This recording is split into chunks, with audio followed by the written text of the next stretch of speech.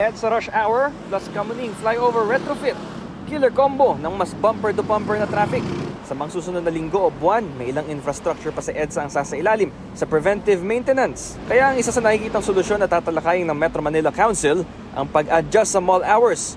Layan daw nitong maging kontra-tiyempo man lang sa rush hour at makabawas sa volume ng mga sasakyan. Para sa taxi driver na si Alfred Pangilinan, baka wa-epek ito. Wala po epekto, lalo ngayon maraming ginagawang kalsada.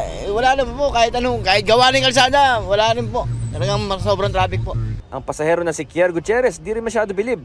Pwede rin makabawas pero hindi lang naman daw sa mga mall nagkukumpulan ng mga tao. Kasi madami pa ring facilities aside from mall, yung naka-open.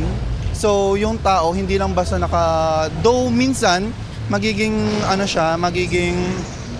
factor siya na mababawasan ng onte pero hindi agad-agad mariresolvahan yung traffic. Ang tsuper na si Fernando Meral naiintindihan ng layunin nito. Hindi sabay-sabay yung lalabas. Pwede siguro yun.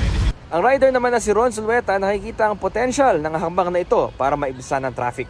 Possible kasi yung rush hour yung iniingatan, di ba? Usually naman ng mga rush hour yung iniiwasan ng tao. So para sa akin, tingin ko okay naman siya. Bam Alegre, nagbabalita para sa GMA Integrated News. Kapuso, para sa mga maiinit na balita, mag-subscribe sa GMA Integrated News sa YouTube. Sa mga kapuso naman abroad, subaybayan nyo kami sa GMA Pinoy TV at sa www.gmanews.tv.